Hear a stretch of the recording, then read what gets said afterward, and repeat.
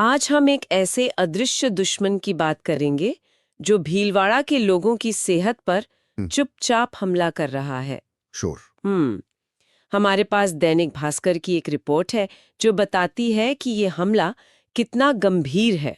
अच्छा। और इसकी शुरुआत हम शहर की सबसे शांत मानी जाने वाली जगह से करेंगे। मतलब अस्पताल से ये एक दिलचस्प एंगल है, क्योंकि अस्पताल वो जगह है जहां शांति सबसे जरूरी होती है। बिल्कुल। रिपोर्ट का सबसे चौंकाने वाला आंकड़ा एमजी अस्पताल से ही है, जो एक साइलेंस जोन है। हाँ, कानून के हिसाब से वहां दिन में भी शोर 50 डेसिबल से ज्यादा नहीं होना चाहिए। सही। लेकिन वहां ध्वनि का स्तर मिला 65।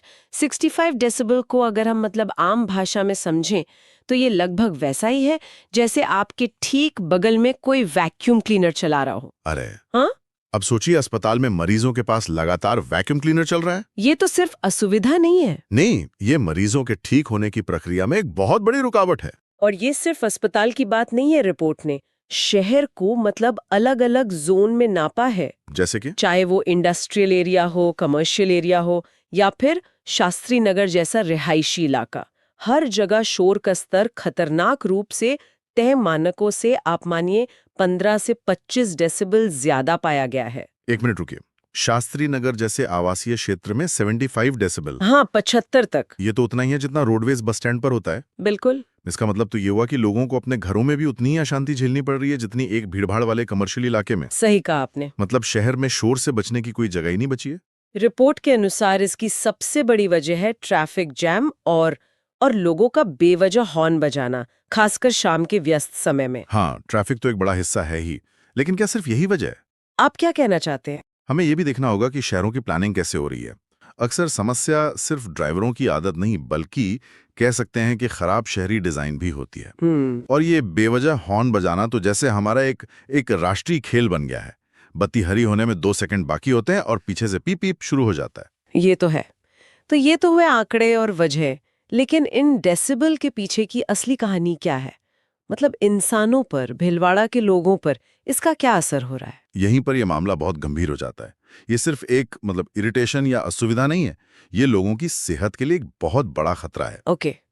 लेख में ईएनटी विशेषज्ञ डॉक्टर राजेंद्र जैन का जिक्र है। वो बताते हैं कि 70 डेसिबल से ज्यादा शोर कानों पर बुरा असर डालता है। और उनके पास जो मरीज आते हैं, उनके पास आने वाले हर 10 में से एक मरीज ध्वनि प्रदूषण से जुड़ी समस्याओं से जूझ रहा होता है। हर 10 में से एक?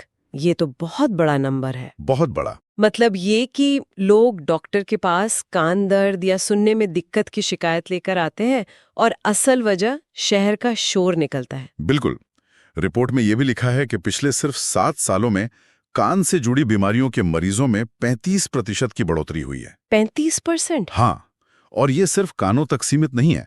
डॉक्टर जैन ने यह भी बताया कि लगातार शोर की वजह से युवाओं और बच्चों में चिड़चिड़ापन बढ़ रहा है। अच्छा। उनका ध्यान भटक रहा है और यहाँ तक कि उनमें दिल की बीमारियों का खतरा भी बढ़ रहा है। तो साफ है, भीलवाड़ा में ध्वनि प्रदूषण सिर्फ कानों में गूंजने वाला शोर नहीं है। नहीं, ये एक साइलेंट किलर की तरह है जो लोगों के शारीरिक और मानसिक स्वास्थ्य को धीरे धीरे खत्म कर रहा है। बिल्कुल सही कहा।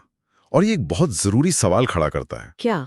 रिपोर्ट में समस्या की वजह ट्रैफिक को बताया गया है, लेकिन क्या ये सिर्फ ट्रैफिक मैनेजमेंट की विफलता है या ये शोर की प्रति हमारी जो सामाजिक जागरूकता है उसकी कमी को भी दिखाता है?